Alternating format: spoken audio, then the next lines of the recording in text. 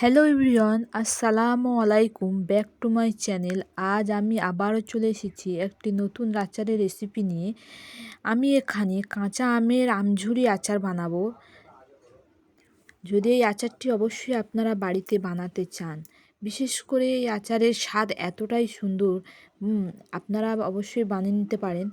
এই আচারটি বানাতে দেখুন কত সহজ, এত সহজ পদ্ধতি। এই আচারটি বানানো এত সহজ, কোনো রোদ অথবা কোনো ফ্রিজের প্রয়োজন পড়বে না। আপনারা যদি এই আচারটি সংগ্রহ করে রাখতে পারেন, বছর জুড়ে খেতে পারবেন। এই আচারটি এত মজা ও এত সুস্বাদু, আপনারা যদি মুড়ি মাখা অথবা কোনো রুটির সঙ্গে খেতে চান, অবশ্যই এই আচারটি বাড়িতে বানিয়ে নিন। এই গরমকালে মুড়ি মাখার জন্য জাস্ট অসাধারণ। বিসমিল্লাহ।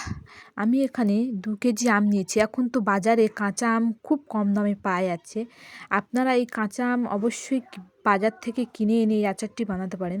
আমি আমগুলোকে পরিষ্কার পানি দিয়ে 2 থেকে 3 বার ভালো করে ধুয়ে নিচ্ছি। আমগুলোকে আমি একটা শুকনো কাপড়ে ভালো করে মুছিয়ে নিয়েছি। দেখুন কত সুন্দর, আমের গায়ে কোনো পানি লেগে নেই।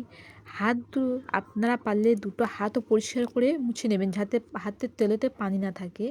এই আমগুলো কত সুন্দর দেখুন, একদম পরিষ্কার করে আমি ধুয়ে নিচ্ছি। আপনারা পারলে পরিষ্কার করে ধুয়ে নেবেন।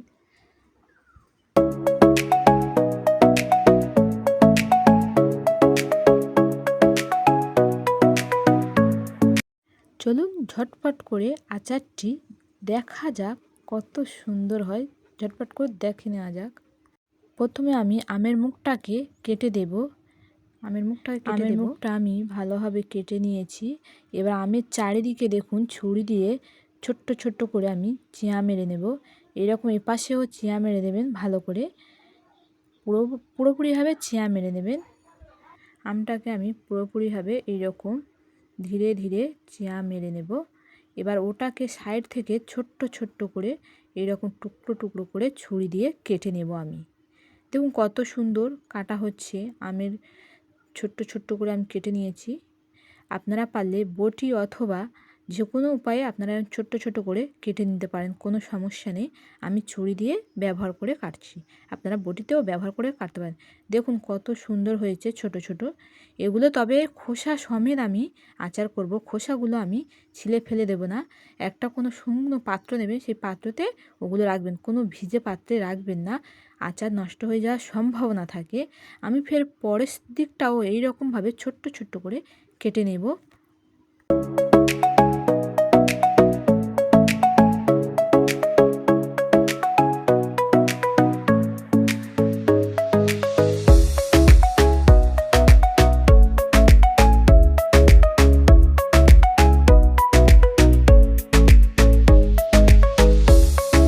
আমি আবারও উল্টো সাইডটা ছোট্ট ছোট্ট সুন্দরভাবে কেটে নিয়েছি। দেখুন কত সুন্দরভাবে কাটা হয়েছে। এই রকমভাবে সবগুলো আম আপনারা অবশ্যই যে কোনো বটি অথবা ঝাউকের দ্বারাই কেটে ছোট ছোট করে নেবেন। দেখুন কত সুন্দর হয়েছে। আমি এখানে আমগুলো কাটা হয়ে গেছে ছোট্ট ছোট্ট করে। এই আমের মধ্যে আমি পরিমাণ মতো লবণ ব্যবহার করব 2 চামচ। আমি এখানে 2 চামচ লবণ ব্যবহার করছি। এই লবণটা দেওয়ার ফলে আমের কিছু পরিমাণ পানি বার হবে। আমি আমটাকে ভালো করে মাখিয়ে রেখে দেব। খুব সুন্দরভাবে মাখিয়ে নিচ্ছি আমি। দেখুন খুব সুন্দরভাবে আমার মাখানো হয়ে গেছে। এটাকে আমি এখন 2 থেকে 3 ঘন্টা আমি রেখে দেব। যে কোনো একটা জায়গায় চাপা দিয়ে 2 থেকে 3 ঘন্টা আমি রেখে দেবো, ভালো করে মাখিয়ে। সুন্দরভাবে আমার মাখানো হয়ে গেছে।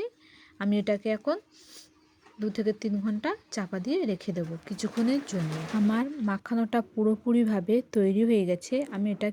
আমি এটাকে সাইডে রেখে সরাসরি চুলাতে চলে যাবো। চুলাতে দেখুন আমি 7 থেকে 8টা লঙ্কা নিয়েছি। লঙ্কাটা ভাজতে একটু সময় লাগে, তাই আমি লঙ্কাটা ভালো করে শুকনো লঙ্কাটা ভেজে নেব সুন্দরভাবে। আমি এখানে ব্যবহার করব পরিমাণ মতো পানমৌরি, 1/2 চামচ দেবেন পানমৌরি, মেথি 1/2 চামচ অথবা সাদা সরষে 1/2 চামচ দেবেন, কালো সরষে 1/2 চামচ, আর জোয়ান 1/2 চামচ, কালো জিরে 1/2 চামচ দিয়ে সবগুলোকে একটু ভালো করে এলাচ দেবেন 3 থেকে 4টে প্রয়োজনীয় মতো, যাতে খুব সুন্দর একটা ফ্লেভার বার হয়। ধনে গুঁড়ো 1/2 চামচ আমি দিয়ে দিয়েছি এবং জিরে গুঁড়ো 1/2 চামচ। এটাকে আমি সুন্দরভাবে কিছুক্ষণ জাল দিয়ে নেব। তবে একটা কথা বলে রাখি, গ্যাসের ফ্লেম অবশ্যই কম রাখবেন। পুরোপুরিভাবে যদি গ্যাসের ফ্লেম জোরে রেখে মশলাটা ভাজেন, মশলাটা নষ্ট হয়ে যাওয়ার সম্ভাবনা থাকবে, আর আচারটা খুব একটা খেতে সুন্দর লাগবে না। তাই এটাকে আস্তে আস্তে লো ফ্লেমে অবশ্যই ভাজতে হবে এটাকে।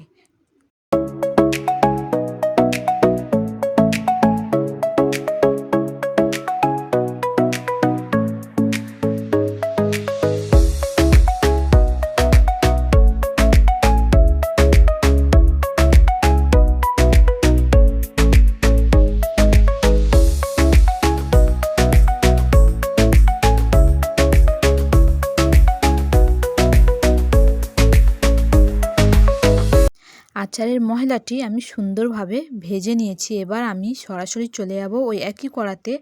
আমি এখানে কড়াটা গরম করে নিয়েছি, 500 গ্রাম তেল, খাঁটি সর্ষের তেল দিয়ে দিয়েছি। আপনারা চেষ্টা করবেন খাঁটি সর্ষের তেল দেওয়ার, তবে আচারের ফ্লেভারটা খুব সুন্দর বার হয়। আমি এখানে তেলটাকে পুরোপুরিভাবে ফোটাবো না, হালকা উষ্ণ গরম করে নেব।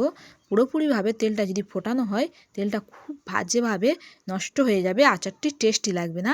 তাই আমি হালকা আঁচে একদম তেলটা হালকাভাবে গরম করে নেব।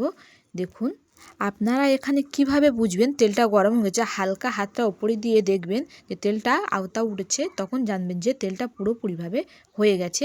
আমি এই তেলটাকে সাইডে সরিয়ে রেখে ঠান্ডা করে নেব। এবার আমি যে আম মাখাটা করে রেখেছিলাম, সেই আমের লবণ দিয়ে ভালো করে কিছুক্ষণ চটকে ভালো করে পানটা বার করে নেব। দেখুন কতটা পানি বার হয়েছে। তবে আমি এই পানিটা আচারের মধ্যে দেব না। আমি এখানে একটা যে কোনো চুবড়ি অথবা ছাঁকনির সাহায্যে আমি এটে ভালো করে কিছুক্ষণ হাত দিয়ে ভালো করে আমি ডলে নেব, যাতে নরম হয়ে যায়। অনেকটা নরম হয়ে গিয়েছে, তাও আমি আরও কিছুক্ষণ ভালো করে হাত দিয়ে ডলে নিচ্ছি নরম হওয়ার জন্যে। আমি এটাকে এখন একটি ছাঁকনি অথবা চুবড়ি, কি আপনারা যদি পারেন পরিষ্কার সুতির কাপড়ে ভালো করে পানটাকে ছেঁকে নিতে পারেন। দেখুন আমি খুব সুন্দরভাবে হাত দিয়ে ভালো করে ডলে নিয়েছি, সেই ডলার ফলে নরম হয়ে গেছে। এটাকে এখন আমি ভালো করে একটা ছাঁকনির সাহায্যে আমি চুবড়িতে, এটা আমার চুবড়ির ছাঁকনি আমি সবই বলি, এটাইতে আমি ভালো করে পানটা ঝরিয়ে নেব সুন্দরভাবে। পানটা পুরোপুরিভাবে ঝরে গেলে এটাকে আমি এখন খুব সুন্দরভাবে নেড়ে চেড়ে দিয়ে দিচ্ছি, যাতে পানটা ভালোভাবে ঝরে যায়। অবশ্যই আপনারা চেষ্টা করবেন পানিটা ঝরিয়ে নেওয়ার, পানটা না ঝরালে নষ্ট হয়ে যাওয়ার সম্ভাবনা থাকে। আমি তেলটা, যে খাঁটি সরষের তেলটা গরম করছিলাম, ওটাকে আমি ঠান্ডা করে নিয়ে 1 চা চামচ কাশ্মীরি লঙ্কা ব্যবহার করছি কালারটা সুন্দরভাবে আসার জন্যে। দেখুন কত সুন্দরভাবে তেলে কালারটা চলে এসেছে। আমি এখন কিছুক্ষণ তেলের সঙ্গে আমি কাশ্মীরি লঙ্কাটা ভালোভাবে মিশিয়ে নেব। আমি কিছুক্ষণ ধরে নাড়াচাড়া মিশিয়ে নিচ্ছি। এখানে আমি 2 চা চামচ লবণ দেব। 2 চা চামচ আমি এখানে লবণ দিয়ে দেব। দেখুন লবণটা দিয়ে আপনারা 2 চামচ দিতে পারেন, 1 চামচ দিতে পারেন। আমি আমের মধ্যে লবণ মাখিয়ে রেখেছিলাম বলে আমি এখানে 2 চামচ দিয়েছি। দেখুন খুব সুন্দরভাবে আমি এটাকে নেড়ে নিচ্ছি। আমি তেলের সঙ্গে ভালো করে মেশানো হয়ে গেলে আমি যে মশলাটা তৈরি করে রেখেছিলাম, দেখুন মশলাটা আমি পুরোপুরিভাবে নুনি করিনি। আমি মশলাটা পুরো আধা ভাঙাভাবে গুঁড়ো করে নিয়েছি। এই মশলাটা এখন আমি অল্প অল্প করে তেলের সঙ্গে দিয়ে নাড়তে থাকবো, যাতে তেলের সঙ্গে আমি পুরোপুরি মশলাটা দিয়ে দিলাম, দিয়ে পুরোপুরিভাবে আমি নাড়তে থাকবো। আমি তেলের সঙ্গে ভালো করে মশলাটা আমি মাখিয়ে নেব সুন্দরভাবে। আপনারা এই সুন্দরভাবে মশলাটা প্রথমেই তৈরি করে নেবেন, যাতে তেলের সঙ্গে ভালোভাবে মিশে যায়। আমি তেলের সঙ্গে দেখুন কত সুন্দর একটা কালার এসেছে, আমি তেলের সঙ্গে মিশিয়ে নিয়েছি। এবার আমি এখানে অল্প করে আমের যে কুচিগুলি করে রেখেছিলাম আচারের জন্যে, আমি হাফ দিয়ে দেব, পুরোটা এখন দেব না। আমি হাফ দিয়ে কিছুক্ষণ ধরে ভালো করে তেলের সঙ্গে মাখিয়ে নেব সুন্দরভাবে, যাতে পুরোপুরিভাবে আচারটির সঙ্গে আমকুচির সঙ্গে তেলটা ভালোভাবে মিশে যায়। আমি সেই রকম পুরোপুরিভাবে আমি মিশিয়ে নেব কিছুক্ষণ ধরে নাড়াচাড়া করে। এবারে যে বাকি কুচোর আমগুলি আমি রেখেছিলাম, সেগুলো আমি ফের ওই আচারের মধ্যে দিয়ে দেব। দিয়ে আমি আরও কিছুক্ষণ সুন্দরভাবে নাড়াচাড়া করে বাকি আমগুলোর সঙ্গে মিশে নেব সুন্দর করে। এই রকম যদি আপনারা এই আচারটি ফলো করে করতে পারেন, অবশ্যই আচারটি আপনারা বছর জুড়ে রাখতে পারবেন। আমি আরও কিছুক্ষণ সুন্দরভাবে এপিট ওপিট করে নেড়ে নিচ্ছি, কারণ বাকি আমগুলোর গায়ে যাতে মশলা লাগে।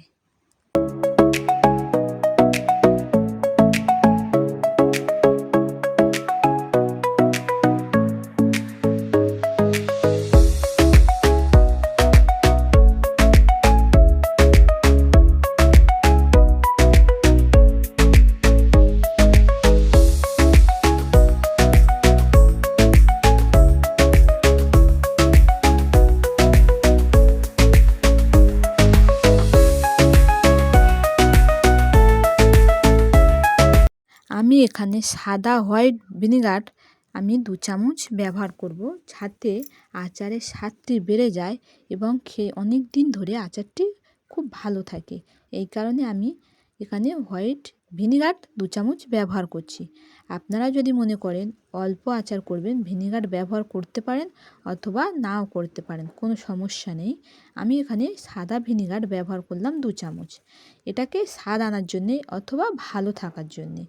আপনারা তবে অবশ্যই একটা খেয়াল রাখবেন, এই আচারটি সাদা বয়মে অথবা কোনো কাঁচের বয়মে পাত্রে যদি রাখতে চান, হালকা রোদে মাঝে মাঝে 2 থেকে 3 দিন ছাড়া ছাড়াই রোদে অবশ্যই দেবেন, অথবা হালকা ফ্রিজ নর্মাল ফ্রিজে আপনারা রাখতে পারেন, কোনো সমস্যা নেই।